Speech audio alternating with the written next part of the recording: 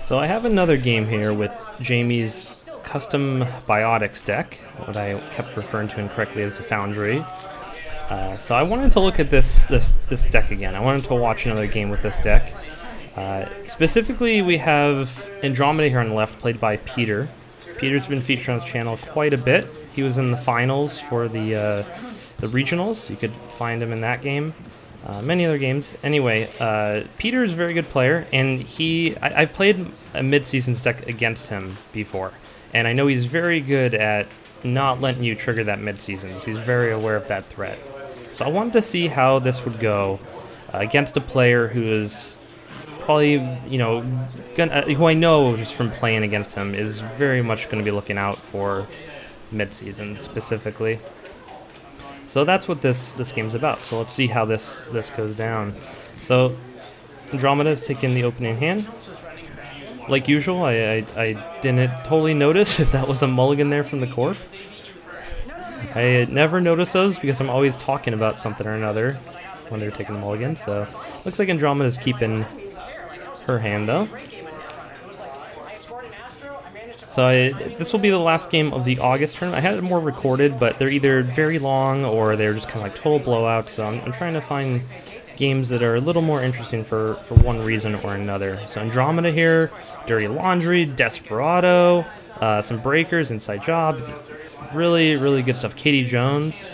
So, I mean, Andromeda's throwing down the Desperado and using those two Dirty Laundries off the start is not a bad play. It looks like also a Sure Gamble, I think I saw.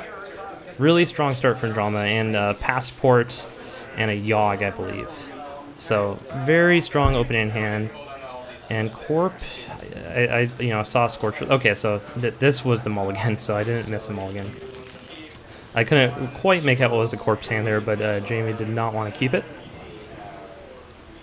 So upcoming stuff on the channel, I have recorded a bunch of games from a draft that occurred just yesterday as of recording, and some really fun games from there that I will look forward to commentating and getting up on the channel. If you've not tried the Overdrive draft yet, I definitely recommend finding an event in your area and trying it out at least. It's a lot of fun. I've done a bunch of them and always enjoy drafting. So we're getting started here. Corp takes the mandatory draw. And so we've seen this deck in action in the first game in this series. And the general idea is to, ice up your centrals. Some taxing ice at the very least, stuff to keep them out. Secondary, and then out econ, and eventually land a bunch of tags with mid-seasons. So Desperado, I think it was a Sure Gamble, a Desperado, and a Dirty Laundry in Archive. So that's with that Desperado, that is like, yep, he's doing the same thing. So that is basically like he played 3 Sure Gambles in his turn right there. Desperado paying out an extra credit because of Desperado. So Criminal here has, I think, 13 credits? 13 credits. Not a bad start, especially with a couple breakers in hand, Not bad at all, and it looks like Corp here is just taking some credits. So we had a run there on HQ, just rezzing next bronze. Again, I always forget the artwork on that. I think that was into the code gate. Let me try and bump up the resolution here. Still can't tell. And R&D run with no res. Acquires an efficiency committed. And no res once again. Getting that free Desperado money.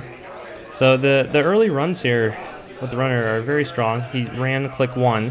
If there was a Biroid Ice, he could have clicked through it. He's not worried about getting programs trashed because he doesn't have any programs, so he's doing some exploratory running there. Gets Katie Jones down, but does not have a click to put money on Katie Jones.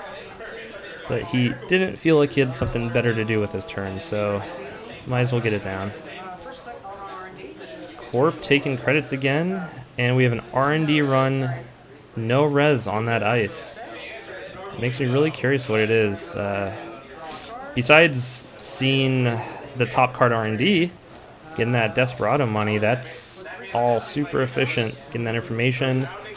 So Andromeda here, drawing a card, getting a Parasite, putting money Katie Jones, and installing the Parasite.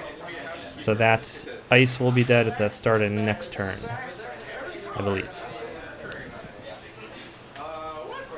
So got a Eve campaign online. I believe that's what the runner saw on top of R&D on the previous axis before the last one. Decided not to trash it. It's always a tough call. The runner was pretty good on money at that point. Might have been worth trashing, but at the same time, always a tough decision. Okay, so there is the, I believe it's a Victor 2. And he clicks through, getting his Desperado credit, and seeing a card that I could not make out.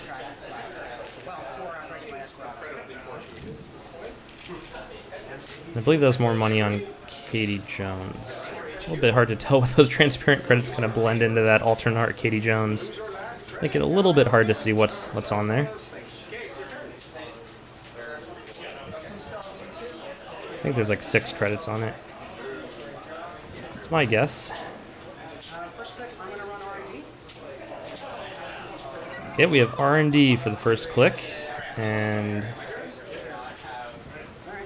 Corp does finally res another Victor 2. Click to break, seeing a card, getting Desperado money. That Desperado is paid out so much already. My god, probably giving him, what, 8 credits, something like that? Be my guess. He doesn't even care about the memory, just wanted the money on that.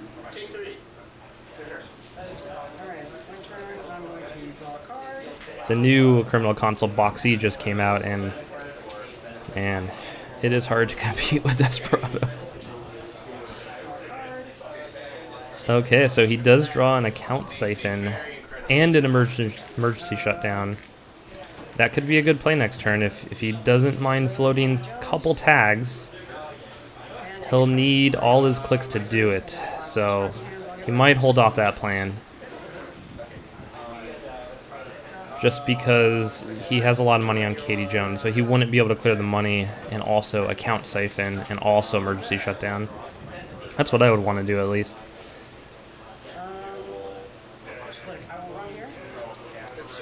I missed the Eve campaign trash earlier, but apparently that happened. So it does not res the ice, and Adonis gets trashed, which effectively cost the runner only 2 credits. Because Desperado is amazing. Passport, that'll help him get through without spending clicks. So now he can, wow, now if he has the credits, he can Account Siphon, pay with Passport, and shut something down and clear his tags. I don't know if that would make sense economically, but definitely would slow the Corp down. And shutting down one of those big ice would be good. He could shut down the R&D ice and probably just, like, if he pulls off this play right now, R&D will be open for at least a couple turns. I want to see him pull it off. I think this is a good play. I think he has enough credits. Ooh, he's considering it. You could see him playing around with that Account Siphon card. The Corp has 4 credits, I believe. It's hard to tell. There might be a 5th up there.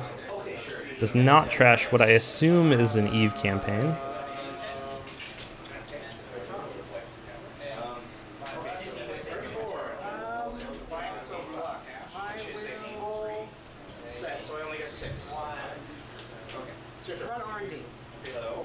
Okay, so he's just going into R&D.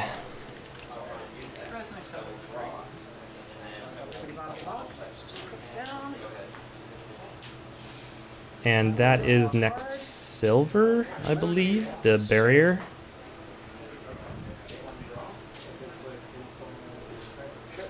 And that was next ice look too similar. The Biroids look too similar to me too, which is why I always get those confused. Looks like Corp just taking some credits. Definitely not winning the econ game at this point, not drawn into it. The Eve and Adonis campaigns can't stay online once you got a little bit of money to protect him initially. Is doing a decent job at defending the centrals as long as the siphon doesn't get played. It's all really taxing to get in at this point.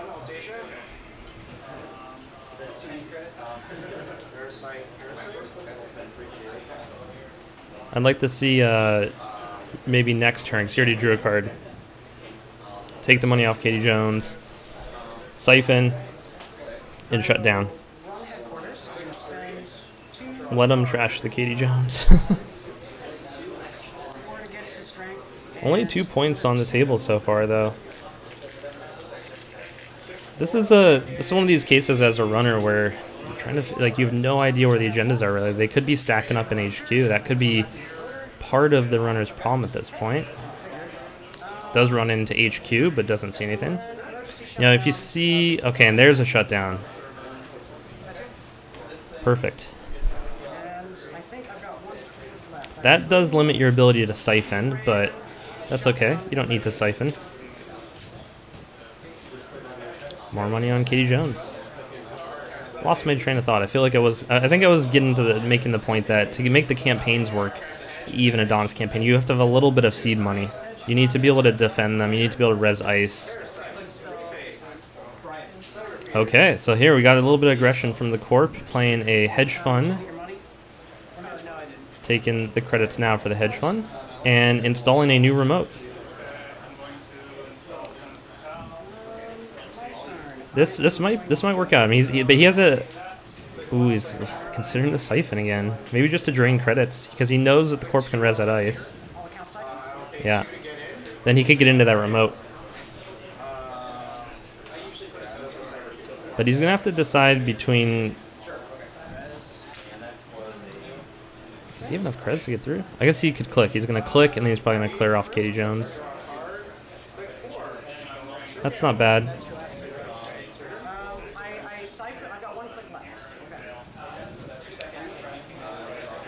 Almost positive he'll take the Katie Jones money.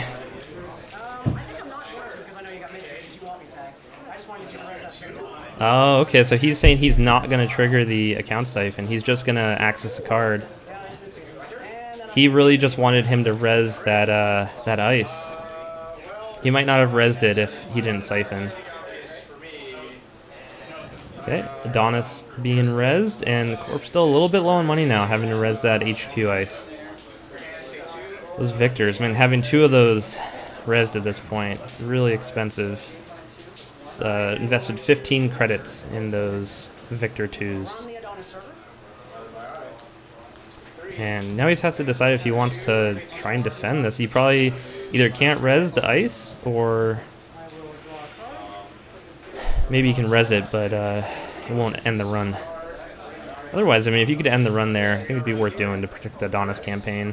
It's going to give you 9 credits, so investing 3 or even 4 into it is probably worth it. Another Adonis going down. Taking credits, so hopefully he can res the ice this time. It's gone through, I think, 4 or 5 campaigns at this point. I think that's his last Adonis, 2 Adonis and trash, 1 Eve and trash, and I think there might be another Eve down next to the Adonis. A lot of campaigns that aren't paying out. Runner here just making change. That special order in hand, he can pretty safely, since they could go just check out the remote, risk the passport, but so he looks like he's readjusting. He wants to get into R&D. I know he has an R&D interface in hand. He has a lot of money, so he might just start pressuring that.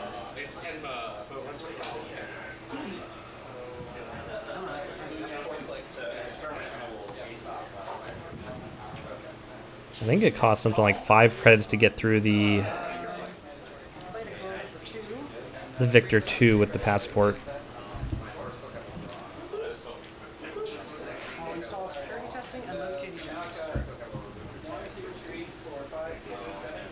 Okay, so he's putting some pressure on these remotes and the archives with security testing. Another Adonis campaign online.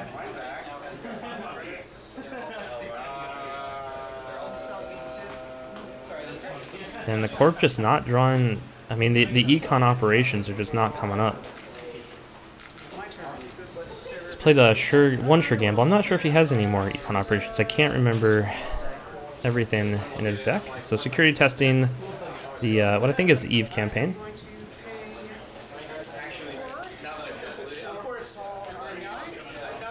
And R&D bombing incoming. So he's just clicking through the Victor. That's a little bit cheaper, I suppose. It's a little bit risky here. Don't know if the Corp has a snare. Ooh. He's considering stealing the... I think he can do it.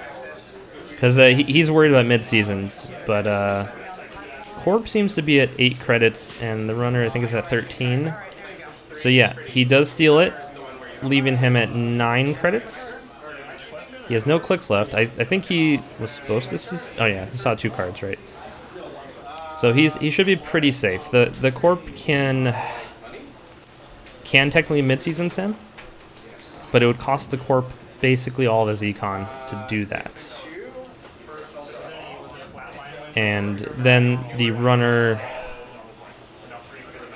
Shouldn't be too hard for the runner to bounce back from that with security testing. The Corp probably won't be able to res any ice. Every security testing is going to give him 3 credits. One aspect that isn't coming together yet for the runner is he doesn't have a data sucker yet. And that could become a problem as these centrals get iced up. He's not drawn into it. I know this runner deck really likes data sucker.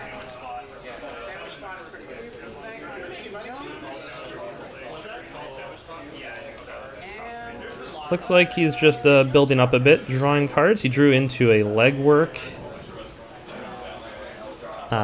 mimic, and a same old thing. Katie Jones looks like 9 credits. So these campaigns are starting to roll. Eve and Adonis up will give you 5 credits. Start at every turn. I think the security testing is the biggest economic threat here on the runner side, at least of the cards that are visible. He has pretty good defense on R&D. I mean, that's even if the runner gets in there, he's only gonna be able to do that every 3 or 4 turns, something like that, depending on what that ice in front is. So that was interesting. He security to Jackson Howard, probably just to make sure that the runner actually used Jackson Howard.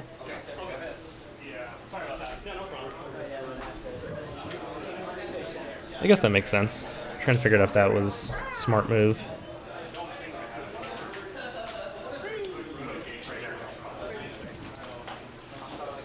Runner, I think, needs to trash these campaigns. See, Adonis is almost done paying out, but that Eve campaign, it's pretty risky to let that keep going.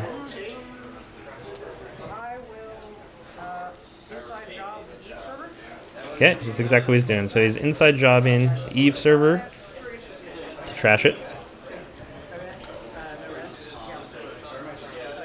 I'm inside jobbing it, so I definitely get it. Unless I was a guard, in which case, who knows?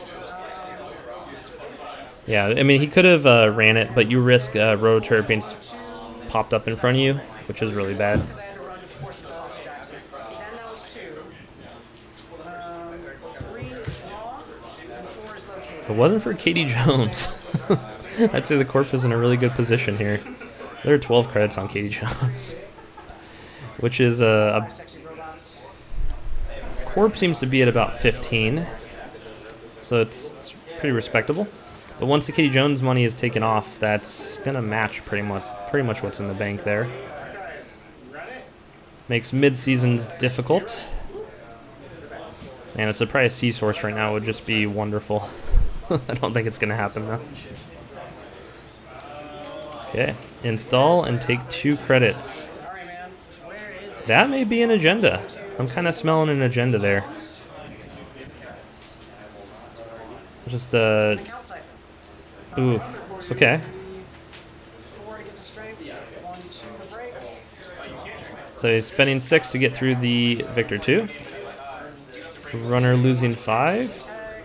And he's probably going to clear these tags. I almost always see Peter clearing the tags. And the tags get cleared.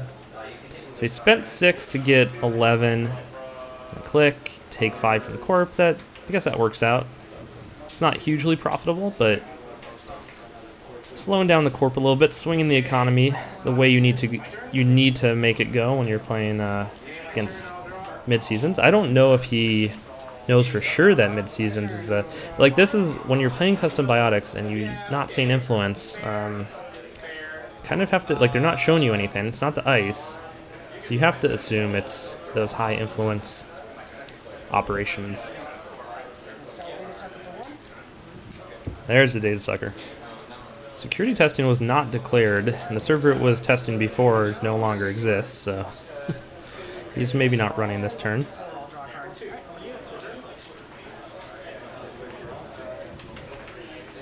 I think it would be worth security testing archives, throwing down the Mimic and running in there, just hoping there's not like a Grim there.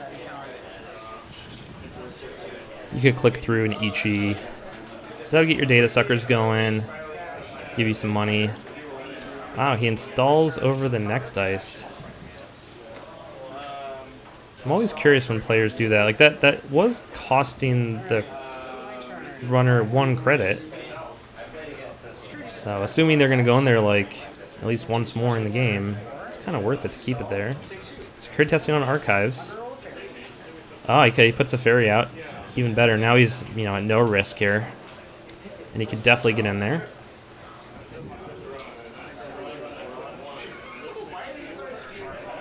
So that was a special order for the ferry. So he'll get 3 credits in a data sucker here with no res, and there's no res. That is super profitable. And now he has a ferry online too. So he could use the ferry to farm data sucker tokens and eventually put the Mimic down and be safe. So he just goes into archives once. Oh, he sees a scorched earth. He says, "Good to know." Might be worth putting a Plascrete down if you have one, just in case. These agendas are not really showing themselves. Now with these breakers getting up, I mean, if you have a Quandary or something, a Quandary's not great because it's going to get parasited with these data suckers, but or even without data suckers, but yeah, the data suckers make it hard. An Enigma or something like that would have given you an opportunity to score out. Of course, he has so many ways into that server with same old things, inside jobs. Yeah, I don't think remote play here is the way to go. I think Corp here is just hoping to pull off a mid-seasons on the next agenda score, so just setting up for that. I think the Corp just needs to try and get as much money as possible, throw down an NAPD, and hope for the best. The problem is you're not really out-econing the runner here.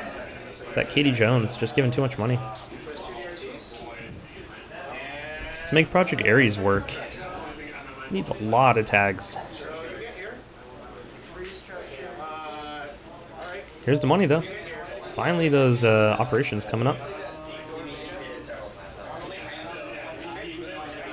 And installing another ice over HQ. I think that he has to res the ice on archives. So security testing is too good. Can't let him take that. No. It is too good. The click for 3 credits and a data sucker. I used to hate that when I was playing Tenon, because they shut off your ability too. Okay, Eve. Runner at a godly amount of credits, and does steal the Vitruvius. Does not run resed ice in front of it. Probably would not have been able to stop the runner. The runner, I would say definitely has more credits than the Corp. Looks like the Corp is at 19.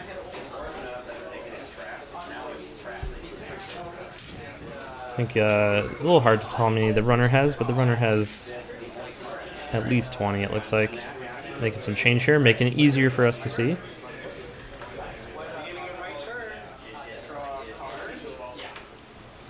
And I don't think the Corp can pull off mid-seasons right now. This might be the end of the game for him because it doesn't really have another path to victory. So he installs a couple remotes. And I think he's basically conceding at this point. So that is the game. Yeah, that was just the Andromeda kind of keeping control of the board state.